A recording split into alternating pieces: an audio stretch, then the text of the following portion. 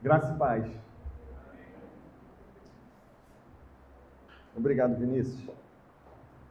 Queridos, nós vamos desviar um pouquinho do foco da exposição em Romanos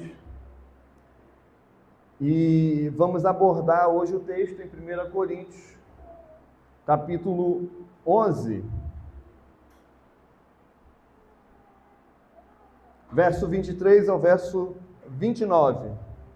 1 Coríntios, capítulo 11,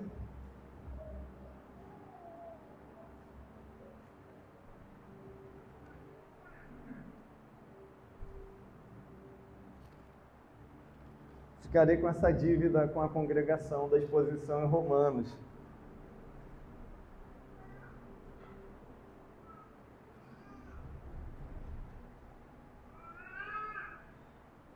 Primeiro Coríntios, capítulo 11, verso 23 até o verso 29, é o texto que vai apontar para a ceia do Senhor. Geralmente, depois da exposição, a gente visita esse texto, a gente vê esse texto, mas hoje nós vamos caminhar um pouco sobre, através dele, através dessas letras aqui, que foram deixadas pelo apóstolo Paulo como instrução para a igreja, acerca desse momento glorioso que é a ceia do Senhor.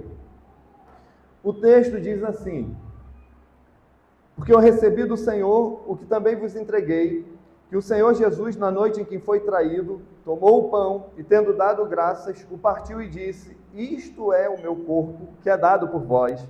Fazei isto em memória de mim. Por semelhante modo, depois de haver ceado, tomou também o cálice, dizendo: este cálice é a nova aliança do meu sangue. Fazei isto todas as vezes que o beberdes em memória de mim. Porque todas as vezes que comerdes este pão e beberdes o cálice, anunciais a morte do Senhor até que ele venha.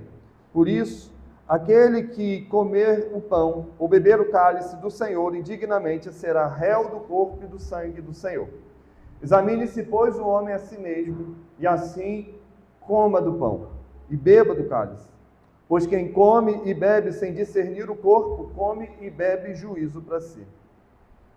Então nós vamos pensar hoje aqui sobre o que o apóstolo Paulo ensina com respeito à ceia do Senhor, este momento sagrado em que somos chamados a recordar com uma santa reverência e disposição o sacrifício do nosso bendito Salvador Jesus Cristo. O sacrifício dele por nós, o sacrifício dele em favor da igreja dele. Nós reconhecemos, irmãos, que o Senhor instituiu duas ordenanças, ou dois sacramentos que devem ser observados fielmente até a volta dele, até o retorno dele. Dois sacramentos, duas ordenanças que nós devemos guardar com muito apreço e cuidado. A primeira dela, o primeiro sacramento, é o batismo, o sinal visível da nossa aliança com Deus, uma entrada pública no pacto da graça. É onde o crente é recebido e passa a ser contado como povo do Senhor. Ele é eleito e inserido por meio do rito do batismo no meio do povo do Senhor. Marcos 16, verso 16, diz que todo aquele que crer e for batizado será salvo. E isso também vai ecoar naquele texto que nós chamamos de a grande comissão, quando Jesus envia seus discípulos dizendo: ide, portanto, fazei discípulos de todas as nações, fazendo o quê? Batizando-os. Batizando-os em nome do Pai, do Filho e do Espírito Santo, ensinando-os a guardar todas as coisas que vos tenho ordenado. Mas há ainda uma segunda ordenança, há ainda um segundo sacramento tão sublime quanto o primeiro, que é a ceia do Senhor. A mesa do Senhor, a mesa da comunhão, chamada por alguns de Eucaristia, que significa ações de graça.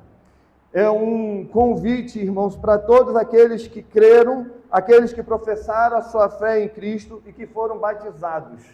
A ceia do Senhor tem como destino estes irmãos que creram, que professaram publicamente a sua fé em Cristo e que foram batizados têm direito e parte nesta celebração, nesta mesa, a mesa do Senhor, a ceia do Senhor. Nós lemos nos evangelhos que ao instituir a ceia, Cristo tomou o pão, ergueu e deu graças. Ele agradece por este pão.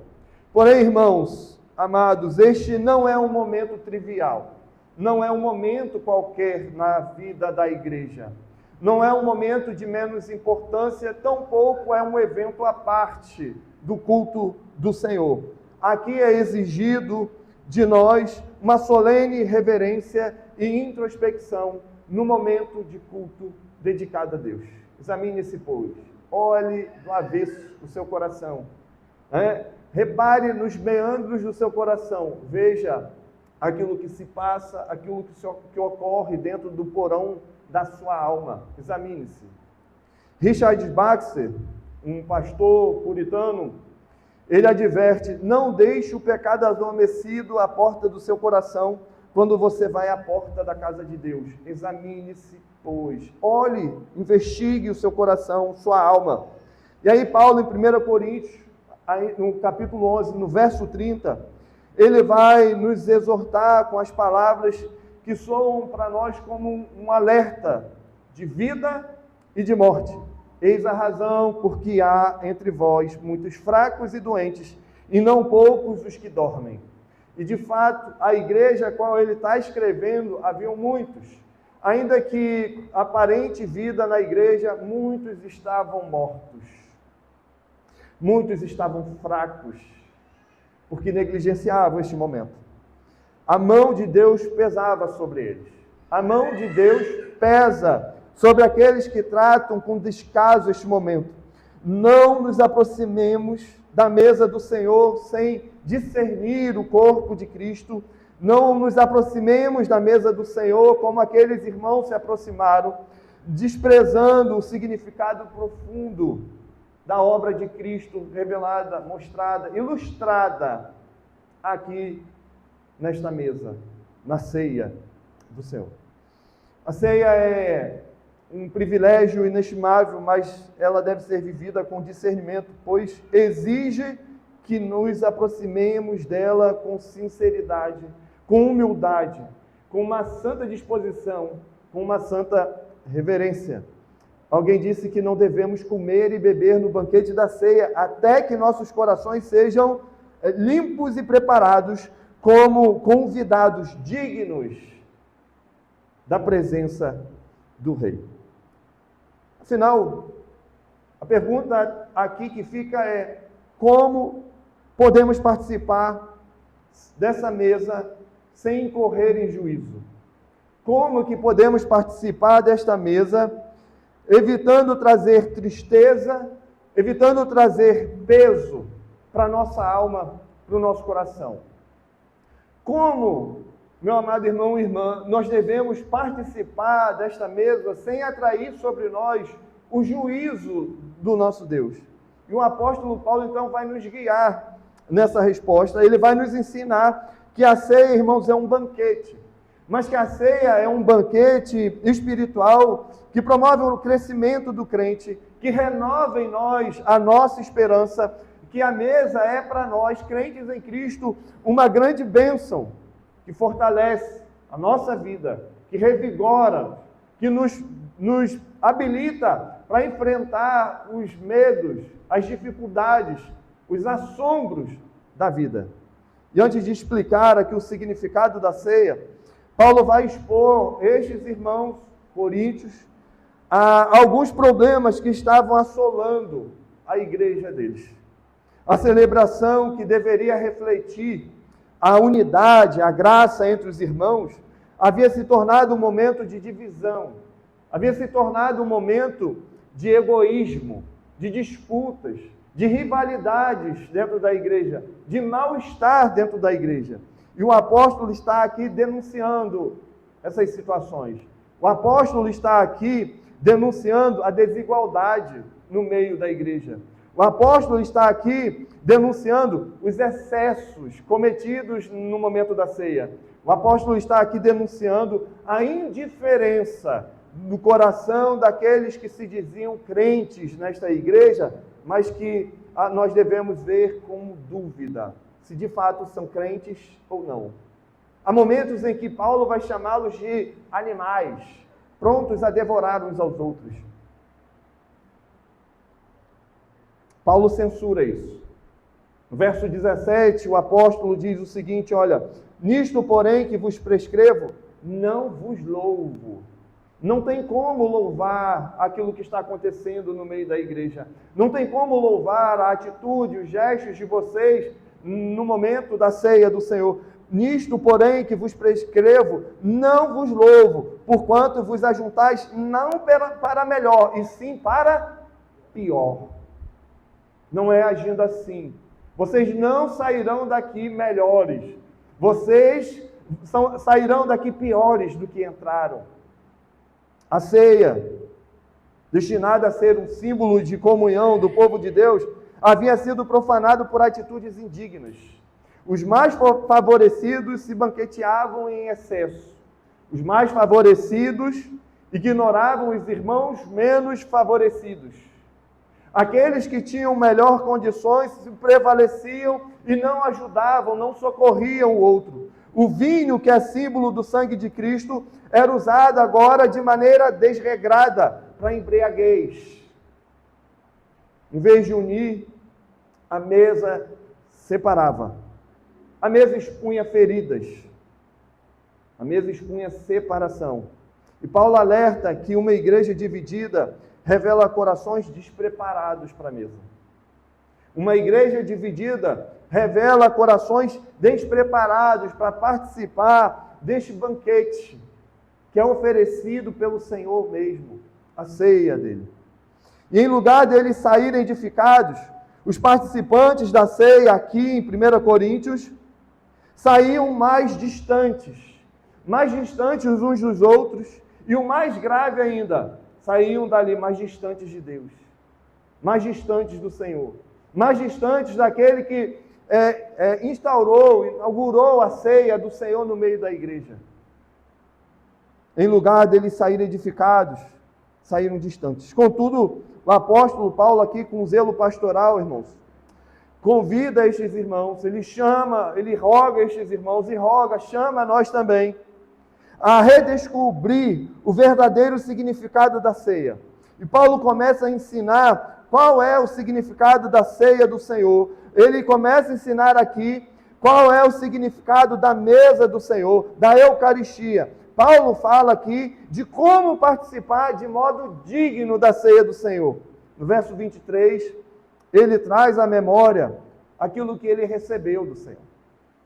Repare aí, porque eu recebi do Senhor o que também vos entreguei, que o Senhor Jesus, na noite em que foi traído, tomou o pão. Porque eu recebi do Senhor o que também vos entreguei, que o Senhor Jesus, na noite em que foi traído, tomou o pão. Portanto, que nos aproximemos da mesa do Senhor, irmãos, com temor e gratidão, conscientes de que ela é um banquete celestial para a nossa vida, um banquete celestial para a sua igreja, onde nossas almas encontram descanso, onde a nossa alma encontra renovação na obra redentora do nosso Senhor Jesus Cristo. Paulo aqui, com a clareza pastoral, com a autoridade apostólica, vai nos conduzir ao significado profundo da ceia do Senhor. Ele vai nos conduzir ao significado profundo da mesa da comunhão, da Eucaristia, um banquete espiritual instituído não por ele mesmo, inventado não por ele mesmo, mas instituído pelo próprio Cristo, pelo próprio Senhor. Paulo, a tratar aqui deste sacramento, ele inicia reafirmando a origem e a fidelidade de sua mensagem. Paulo fala como quem tem autoridade apostólica aqui. Porque eu recebi do Senhor o que também vos entreguei. Não sabemos exatamente como foi que Paulo recebeu isso aqui. Como ele recebeu essa instrução. Se foi por revelação direta, se foi por uma tradição fiel transmitida pelos apóstolos e aqueles testemunhas oculares de Cristo, mas o que sabemos é que ele estabelece a autoridade divina em suas palavras. Como um mordomo fiel, o apóstolo Paulo diz: o que vos entrego não é meu, mas aquilo que eu entrego a vocês é do próprio Senhor, não é invenção minha, mas a verdade aqui é eterna, vem do próprio Deus, do bem da sua igreja, do benefício dos crentes. Irmãos, se nós olharmos para os evangelhos, aqueles chamados sinóticos, Mateus, Marcos, Lucas, nós veremos que o discurso de Paulo ecoa quase que palavra por palavra daquilo que foi registrado pelos evangelistas da boca do próprio Senhor Jesus Cristo. Paulo é fiel na transmissão da sua mensagem aqui. Há uma harmonia aqui entre o apóstolo Paulo e os evangelhos. Não é aqui, irmãos, uma coincidência, mas o que temos aqui é a providência divina, pois o Espírito inspirou as Escrituras, inspirou o apóstolo Paulo, e ele nos preserva em unidade de fé e de doutrina a partir dessas palavras. O que eu recebi, eu entrego a vocês. Eu comunico de modo fiel a vocês. Paulo se preocupa com isso. Porque alguns poderiam achar, olha, isso é mais uma invencionice. Mas Paulo afirma, isso não é invencionice. Foi instituído pelo próprio Cristo. E devemos receber da mesma forma, como algo vindo de Cristo para nós. A autoridade por trás da ceia é a autoridade do nosso Senhor e Salvador, Jesus Cristo. A confissão de fé, ela vai afirmar isso também. Ela vai afirmar isso nestes termos: todo o conselho de Deus concernente a todas as coisas necessárias para a sua própria glória, para a salvação do homem, fé e vida, ou é expressamente declarado na Escritura, ou pode ser lógica e claramente deduzido dela. Então Paulo não inventa nada. Irmãos, quando nos achegamos à ceia, nós devemos valorizar a autoridade que a instituiu. Recebemos como das mãos de Cristo, como vinda pelo próprio Senhor mesmo. Então Paulo agora nos transporta àquela noite solene, uma noite de traição. Para muitos, uma noite trágica, mas para nós, uma noite de gozo, de alegria, tendo em vista a obra que está por chegar. Verso 23, que o Senhor Jesus, na noite em que foi traído, diz Paulo, tomou o pão. Que o Senhor Jesus, na noite em que foi traído, tomou o pão. Voltemos os olhos, nossos pensamentos, aquela noite em que Judas, movido por Satanás, trama a sua traição. Mas aquilo que para Judas foi um ato de traição, para Cristo foi o cumprimento de um plano eterno, de um plano bem estruturado, bem pensado, sem erros, sem falhas.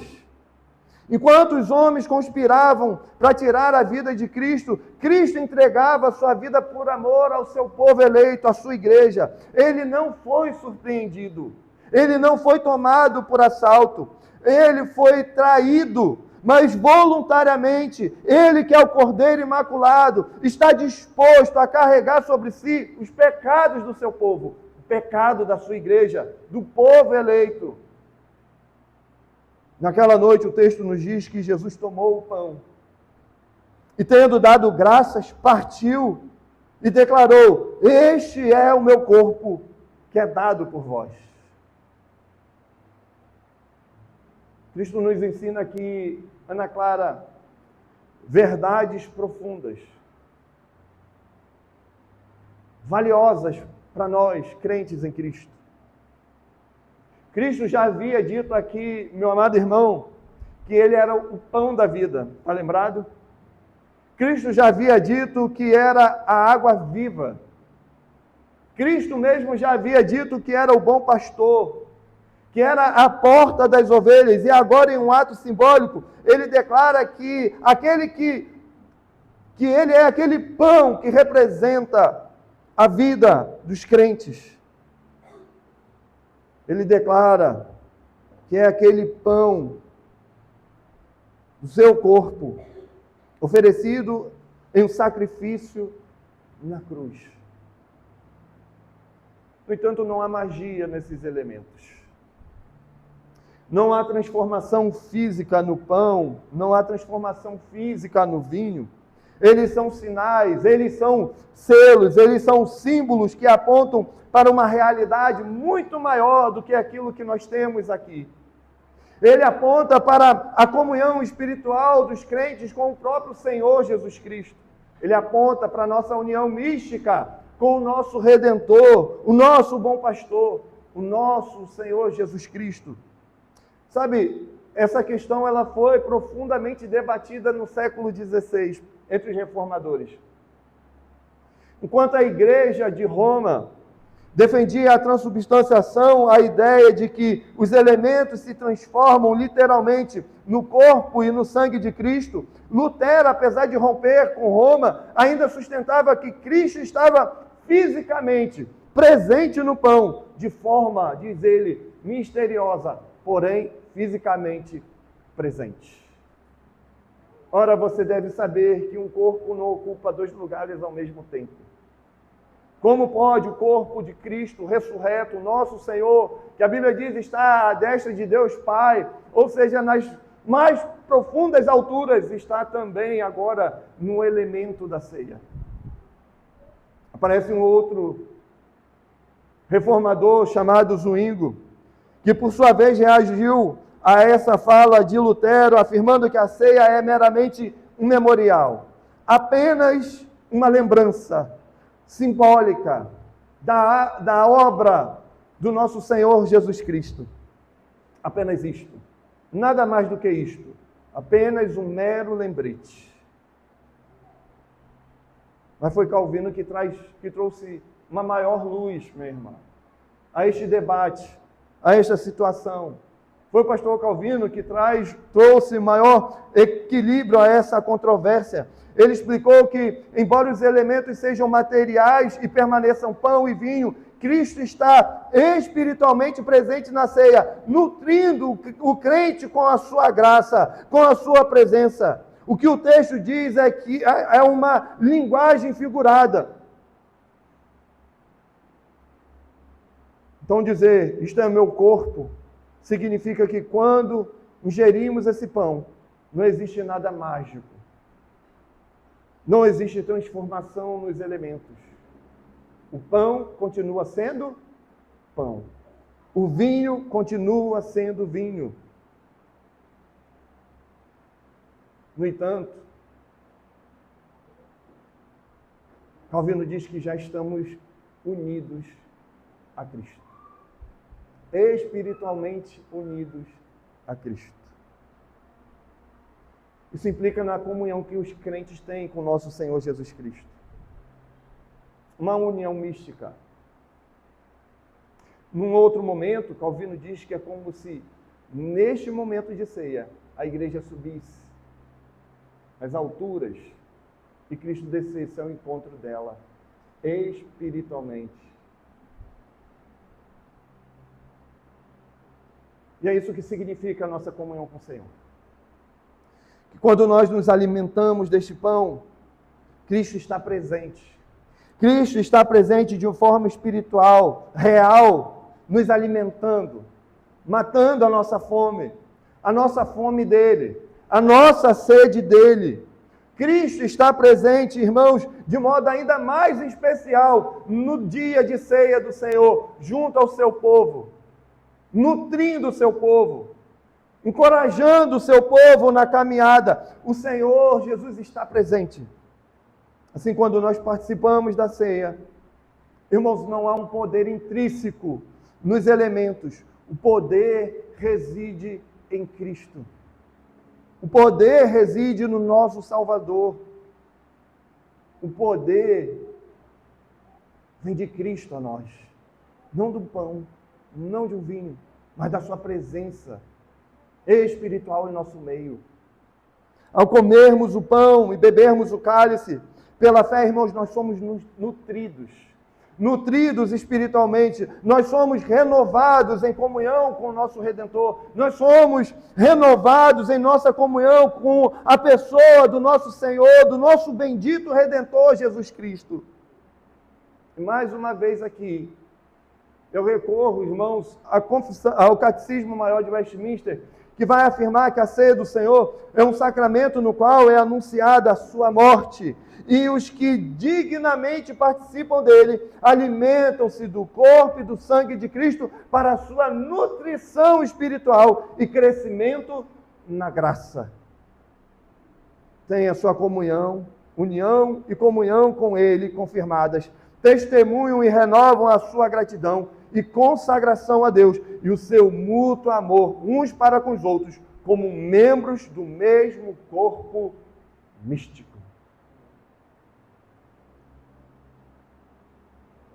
Somos fortalecidos, somos nutridos. Na ceia, irmãos, nós somos lembrados da morte, da ressurreição do Senhor. E somos aqui alimentados por sua graça, unidos ao Cristo que vive. O nosso Redentor vive. Que implicação isso tem para nós?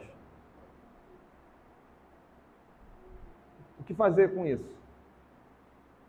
Quando você tomar em suas mãos o pão e o vinho, quando você se aproximar dessa mesa, faça isso com temor, com santo temor, tremor, com devoção. No entanto, não esqueça de um elemento extraordinário que o Senhor mesmo aplica ao nosso coração e à nossa alma, a alegria. Sabendo que ela, irmãos, a mesa não é apenas um memorial, mas um banquete celestial, onde a alma é sustentada, onde a nossa alma é fortalecida. Alguém disse que a ceia é como um farol que nos guia para o porto seguro da graça, onde o amor de Cristo brilha com todo o seu esplendor.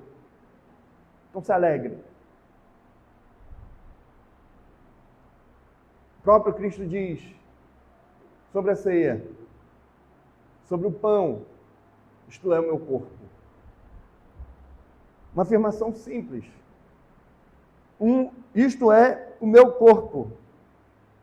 Simples, mas repletas de significados que transbordam da eternidade. E ele continua, isto é meu corpo que é dado em favor de vós, que é dado em favor da igreja. Que maravilha, irmãos, é perceber que antes de se entregar, Jesus deu graças.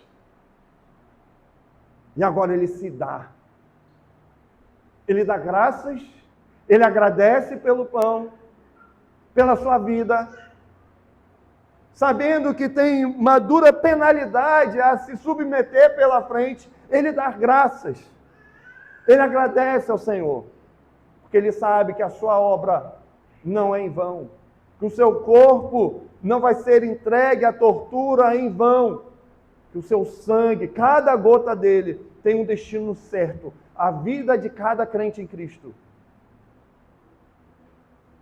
Ele foi dado. Esse dado não foi acidental, irmãos. Esse dado, meu irmão, foi intencional. Esse dado aqui reflete para nós o plano divino.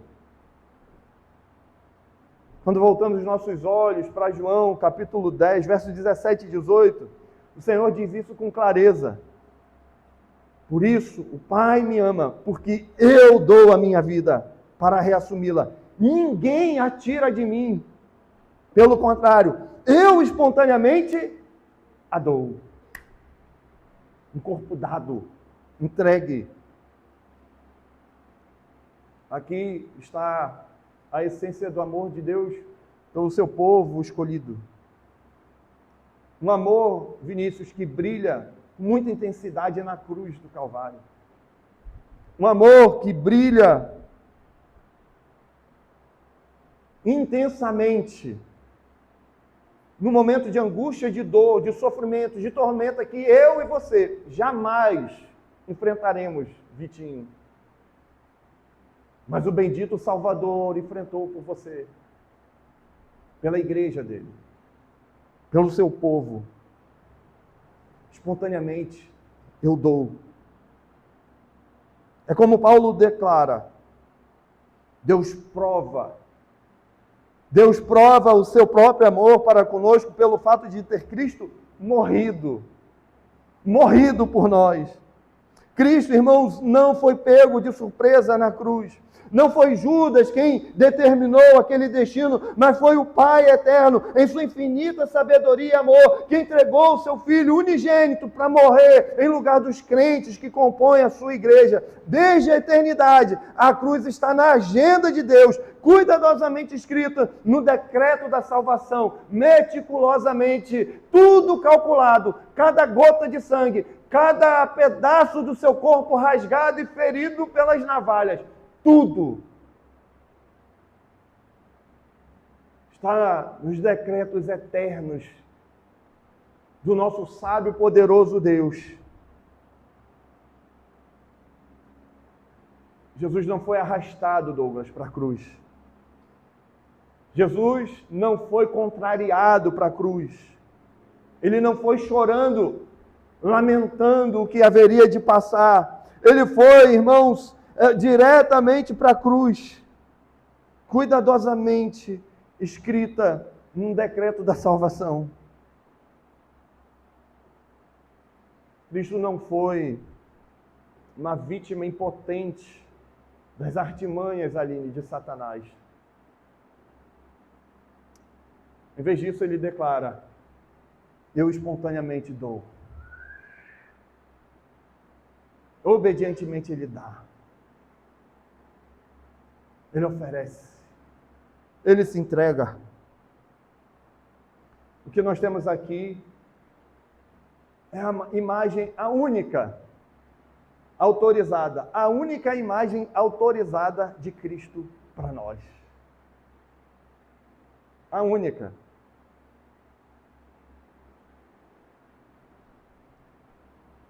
Aqui é a imagem do Cordeiro. A imagem do Cordeiro que se entregou, não apenas obediente, mas se entregou com alegria, com satisfação, como diz Isaías. Como ele bem profetiza, como ovelha muda perante os seus tosqueadores, ele não abriu a boca, ele não reclama daquilo que está por vir sobre ele.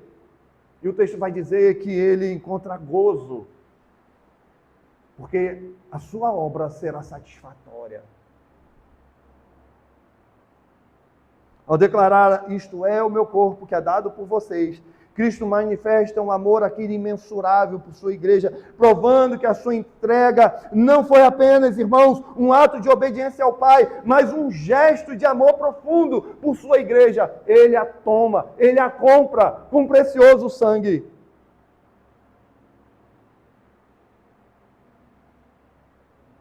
Richard Sibbes,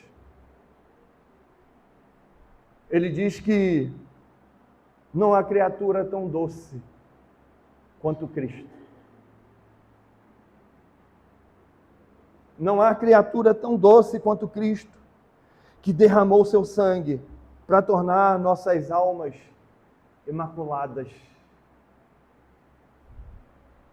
Haverá um dia em que a igreja provará disso de modo ainda mais efetivo, mas nós chegaremos lá. Cristo aqui vai concluir esse verso dizendo, fazei isto em memória de mim. Nós temos aqui uma sublime instrução. A partir do pão, ao comungar à mesa, somos aqui chamados a lembrar, não de maneira fria ou mecânica, dessa obra maravilhosa aplicada pelo Espírito à nossa vida. Este memorial aqui não é apenas um exercício mental, mas é uma participação viva, uma participação espiritual no momento da ceia. Quando nós nos assentamos à mesa do Senhor, Ele está presente conosco, não de forma corpórea nos elementos, mas espiritualmente, alimentando as nossas almas com sua própria vida, com seu próprio corpo, com seu próprio sangue. Desde que o corpo e o sangue de Cristo não estão nem corporal, nem carnalmente presentes no pão e o vinho, mas sim espiritualmente a fé do comungante, os que dignamente participam do sacramento da ceia do Senhor, aplicam, diz o catecismo maior, aplicam a si mesmos o Cristo crucificado e todos os benefícios da sua morte. Aqueles que participam são verdadeiramente nutridos por ele. Lembre-se disso. Lembrem-se do sacrifício de Cristo. Lembre-se do abatimento daquele cordeiro perfeito. Lembre-se que como um animal ele foi torturado, morto, abatido. Lembre-se do sacrifício expiatório que ele realizou por nós, em memória de mim. Lembre-se disso. Não se esqueça disso. Não permita com que a sua mente, tomada pelas distrações deste mundo, esqueça dessa gloriosa verdade que nutre o seu coração e a sua alma, que nutre o coração dos redimidos, dos salvos. Foi na cruz, foi lá que nós fomos redimidos, salvos, libertos da escravidão do pecado, libertos de nós mesmos, libertos de uma morte ainda pior do que a física, a morte eterna. Lembre-se disso, porque foi o corpo do nosso Senhor, o abatimento dele, que nos livrou desses males. A dívida ali foi paga. A dívida dos nossos pecados foram rasgadas. Por quê? Porque Cristo, justo, o Santo de Deus, tomou sobre si a nossa culpa.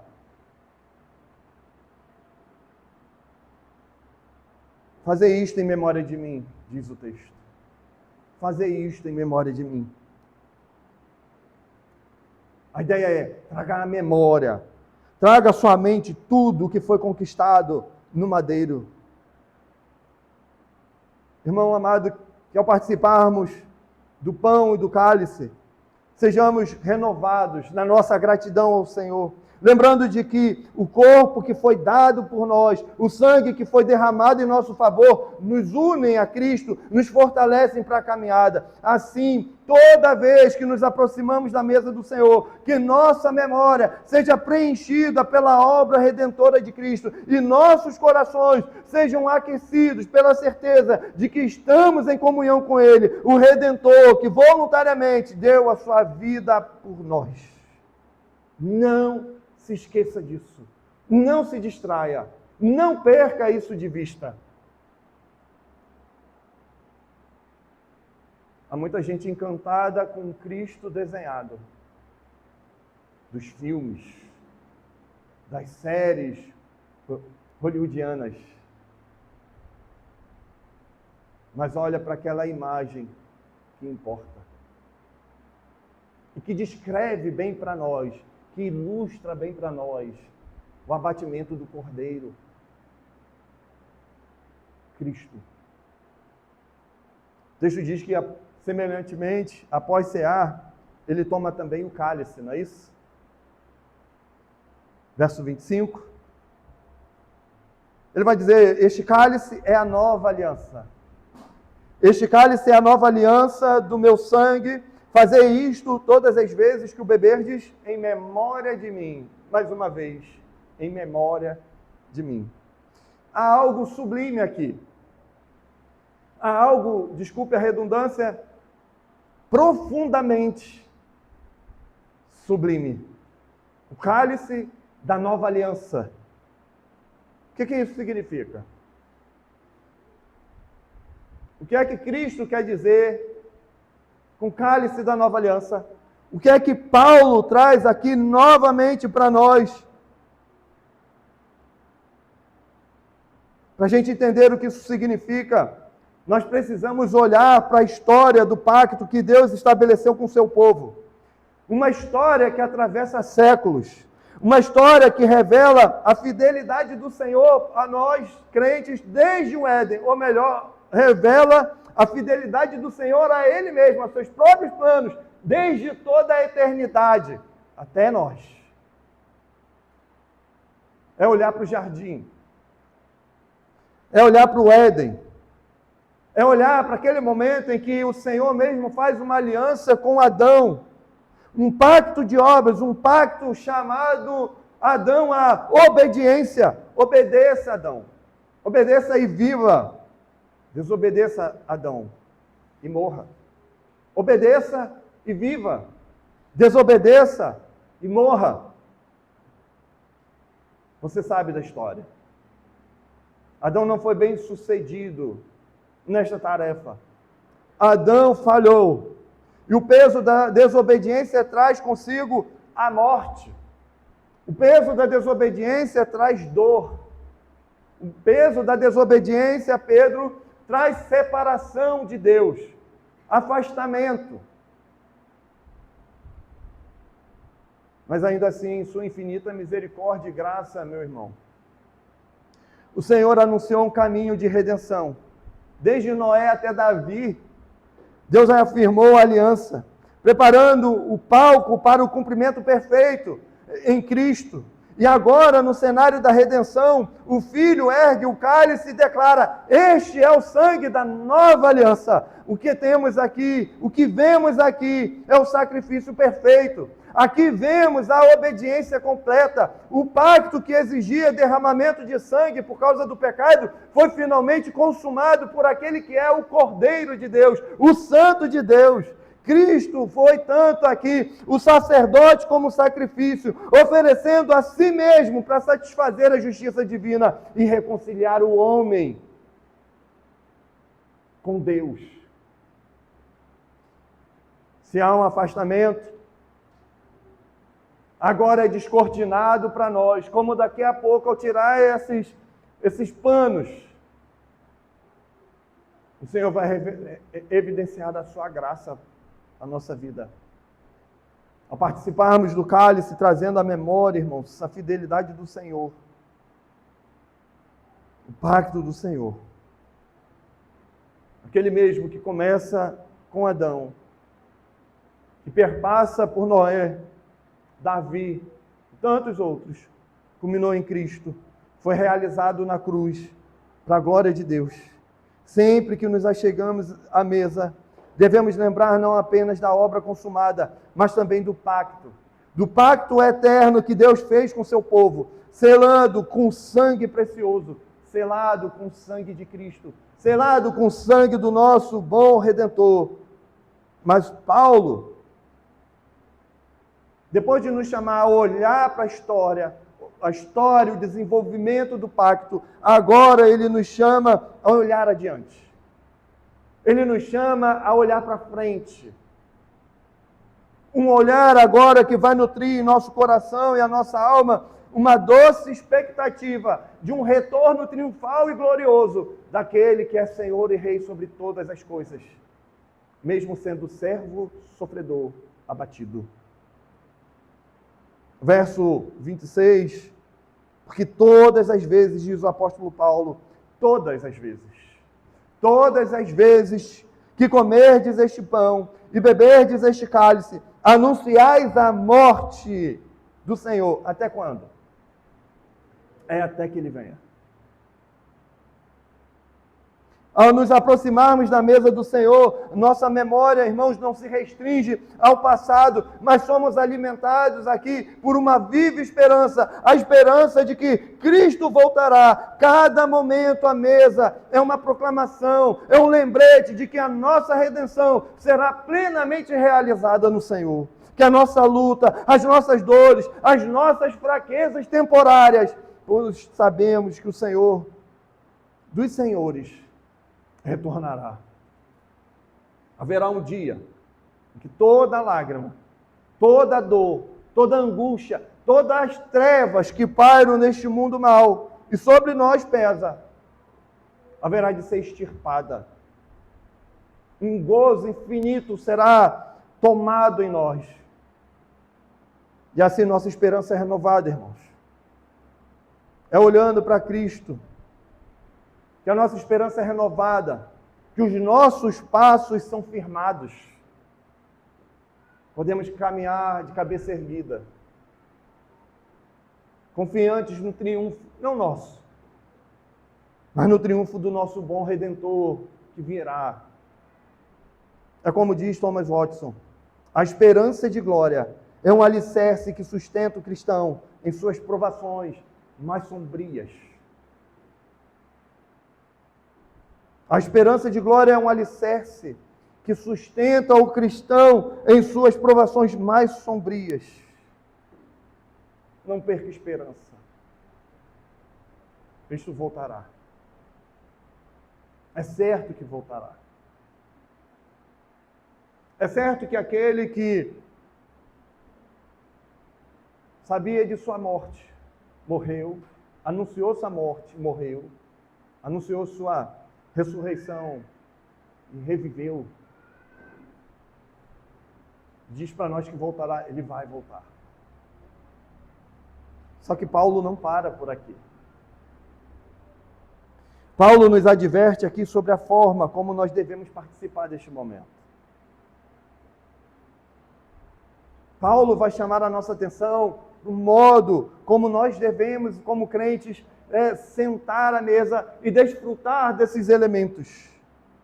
Paulo chama a nossa atenção quanto a isso no verso 27 e 28, dizendo: aquele que comer o pão ou beber o cálice do Senhor indignamente, será réu do corpo e do sangue do Senhor. Examine-se, pois, o homem a si mesmo, e assim coma do pão e beba do cálice.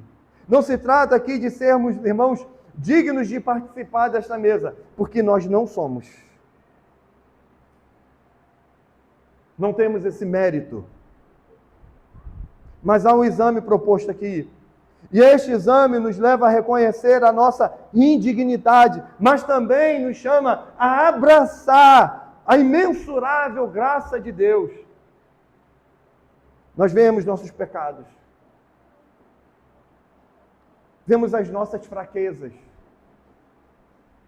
Sabemos das nossas lutas. Sabemos das nossas dificuldades, das nossas fraquezas, mas confessamos diante do Senhor: Senhor, tem misericórdia de mim. Tem misericórdia de nós.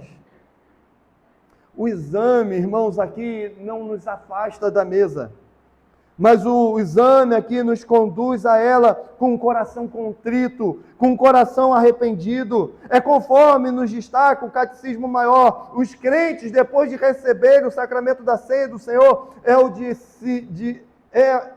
o de seriamente considerar como se portam nele. Se foram vivificados e confortados, devem bendizer a Deus por isto. Se não acharem, porém, nenhum benefício, deverão refletir novamente e com mais cuidado. Mais à frente ele diz: se perceberem, porém, que nessas coisas foram remissos, deverão humilhar-se e para o futuro participar desta ordenança com mais cuidado, com mais diligência. Irmãos, desde que as promessas são feitas, este sacramento é ordenado para o alívio dos crentes trôpegos, para o alívio dos crentes fracos, para o alívio dos crentes que estão em dúvidas, tementes quanto ao seu futuro. E estes mesmos devem lamentar a sua incredulidade e esforçar-se para ter as suas dúvidas dissipadas, e assim fazendo, pode e deve chegar-se à ceia do Senhor, a fim de ficar mais fortalecido, nutrido, vigoroso. E Paulo adverte aqui sobre a seriedade deste momento. O pão e o cálice não devem ser tratados levianamente, irmãos, como esses crentes em 1 Coríntios faziam. Participavam de qualquer modo, de qualquer maneira, sem o exame. Mas nós somos chamados aqui a esse exame. E ao nos examinarmos, nós perceberemos as áreas de nossa vida que carecem de mudança, que carecem de transformação. E esse não é, irmãos, o momento aqui de olhar para o irmão. Essa palavra é para o irmão, mas é para mim, é para nós. Para olhar para dentro do nosso coração, consultar o avesso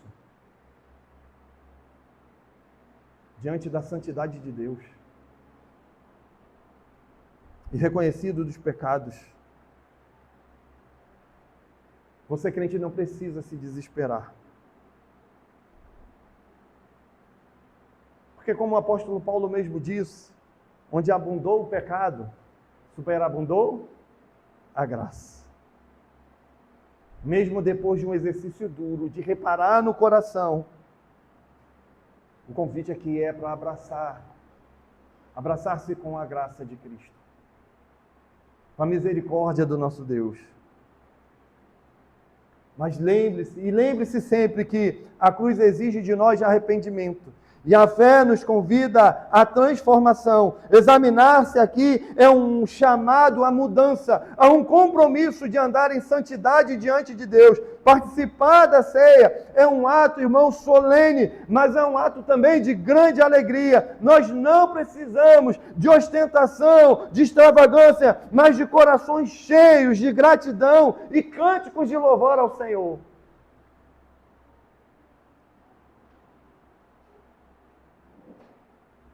Hoje pela manhã, pregamos este mesmo sermão e tivemos a grande oportunidade de exortar a igreja,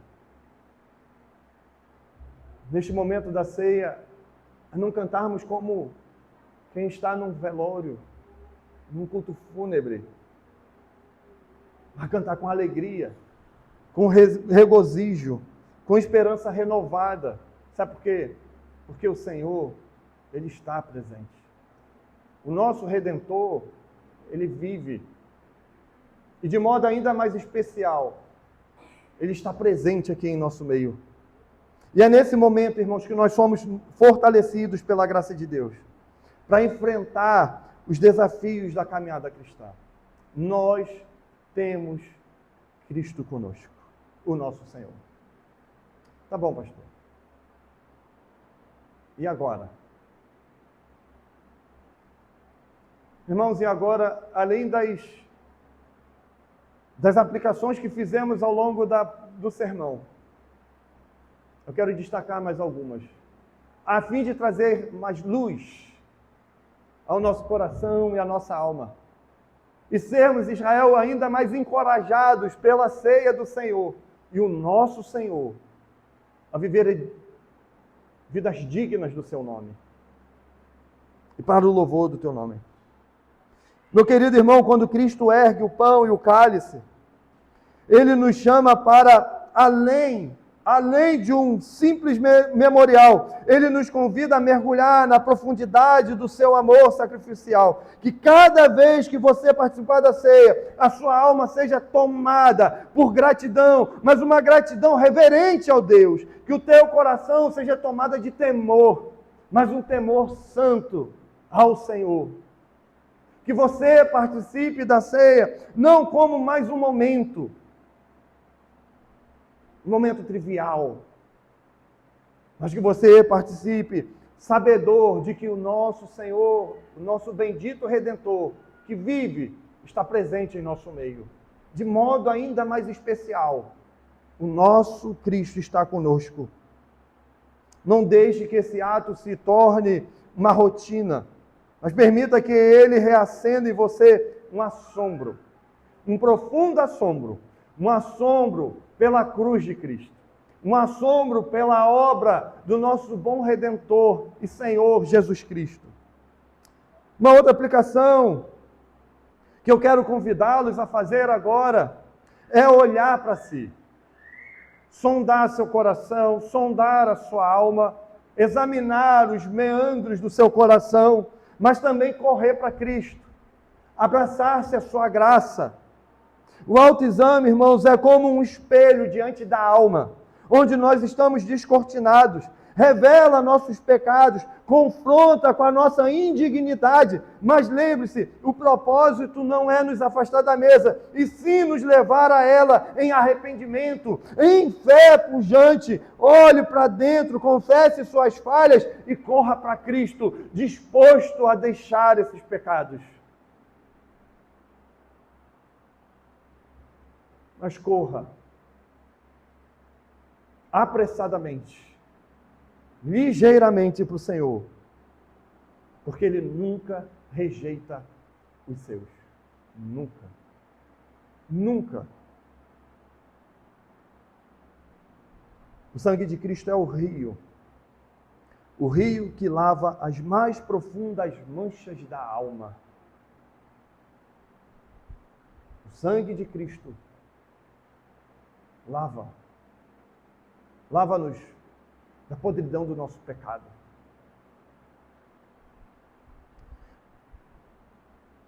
O cálice não é apenas um símbolo, irmãos. O cálice não é um mero símbolo, mas é um selo. O selo de um pacto eterno. A nova aliança do sangue de Cristo nos assegura que onde Adão falhou, o segundo Adão triunfou. E Deus nos chama para uma comunhão que não depende do nosso desempenho, mas da obra perfeita do seu Filho. Então, viva! Viva como alguém que de fato pertence ao Senhor. Viva de fato como alguém que foi comprado pelo sangue precioso do nosso Senhor Jesus Cristo. Porque esta é a aliança que firmarei, que gravarei as minhas leis em sua mente, em seu coração, diz a palavra do Senhor. Corra para Ele. Apressadamente. Ainda que esteja cansado pelos muitos fardos dos seus pecados. Corra para o Senhor. Corra desesperadamente. Mas celebre também, irmãos. Celebre a fidelidade. Não a sua fidelidade. Celebre a fidelidade de Deus. A ceia do Senhor nos faz lembrar que Deus não quebra as suas promessas. Nós sim. Fazemos acordos, quebramos acordos, fazemos votos, quebramos nossos votos com muita facilidade. Mas você está diante de Deus, que é firme no que faz, no que fala, é firme em seus propósitos, é firme nas suas promessas. Onde você é infiel, o Senhor, Ele é fiel. E desde Adão Ele tem mostrado isso. Desde Adão até Cristo, a sua fidelidade, irmãos, é constante. A fidelidade de Deus é inabalável. A fidelidade de Deus é segura. E que cada pedaço do pão, cada gota do cálice lembre a você de que Deus, aquele Deus que começou a boa obra em sua vida, Ele é fiel para completá-la. Aquilo que Ele inicia, Ele mesmo conclui. Portanto, permaneça firme. Descanse na fidelidade dEle. No entanto, não relaxe. Cumpra seus votos diante do Senhor. Uma outra aplicação que eu quero deixar para você, meu irmão e irmã. Não perca de vista o futuro. Mire no futuro. Olhe para o futuro. Mas faça isso não com tremor, com medo, com assombro, como quem vive andando por aí com uma nuvem negra pairando pela cabeça. Olhe para o futuro com esperança. Por que a gente diz isso? Porque ao olhar para o futuro, nós muitas vezes nos desesperamos. Como vai ser com o governo corrupto? Como vai ser com a violência crescente? Como vai ser com os homens que parecem cada dia mais estarem maus? O que será de nós diante de um mundo sem pudor, sem decência? Olhe para o futuro, mas não com esse assombro. Olhe para o futuro com esperança. A ceia não é apenas, irmãos, olhar para trás, mas a ceia é também olhar para frente. É olhar para o dia glorioso em que Cristo retornará. Cada vez que você participa, você proclama que a morte foi vencida, que o Rei está vivo e que Ele voltará para buscar a sua noiva, para buscar a sua igreja. E definitivamente, nós estaremos em paz. Estaremos seguros. Estaremos guardados. Estaremos amparados por aquele que de fato é a nossa segurança. O Cristo que foi abatido. Ele vive. A morte não deteve. A morte não foi o fim. A ceia, irmãos, é mais do que uma experiência individual. Lembre-se disso. A ceia é mais do que uma experiência individual. Ela une os santos como um só corpo. E antes de se aproximar da mesa, reconcilie-se. Reconcilie-se com aqueles que estão ao seu redor. Viva a comunhão com eles. Viva a comunhão como um reflexo do amor de Deus que nos une a Cristo e que nos une uns aos outros, assim como há um só pão. Nós que somos muitos somos um só corpo, pois todos participamos de um único pão. E você passará a eternidade com seu irmão.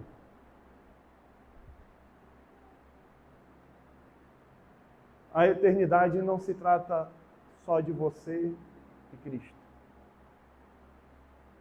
Trata de você, a noiva de Cristo, e o esposo, o marido fiel, Jesus Cristo.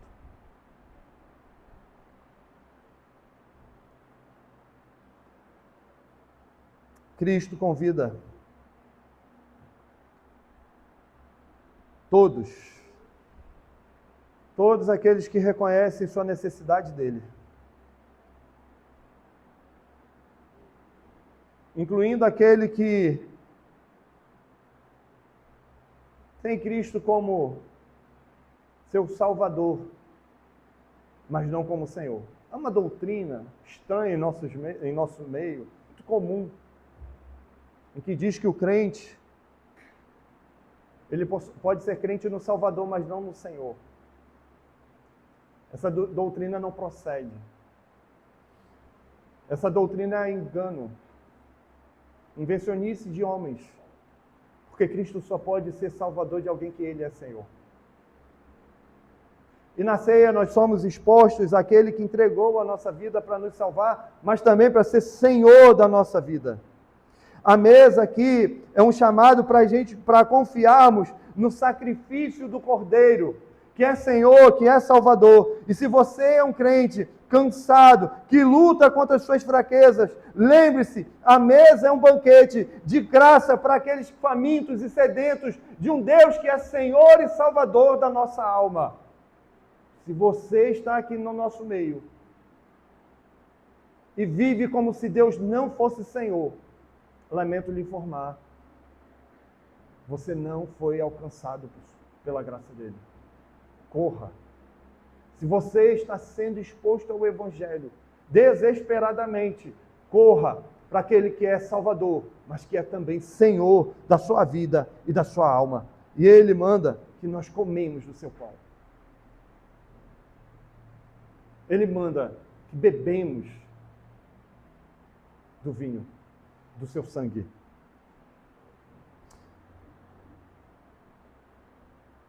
O Calvário, disse Jonathan Edwards, é o palco onde o amor de Deus e sua justiça se encontram.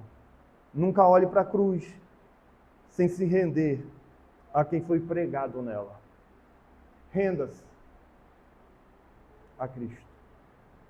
Humilhe-se diante de Cristo. Meu amado irmão, que possamos participar dessa mesa com arrependimento.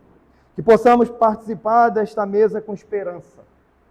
Que possamos participar desta mesa com gozo, com alegria. Que possamos participar desta mesa com uma santa inclinação para proclamar ao mundo aquele que é rei, o rei que veio, o rei que reina, o rei que voltará. Façamos isso. Estamos diante do rei que veio, que reina e que voltará. Vamos orar?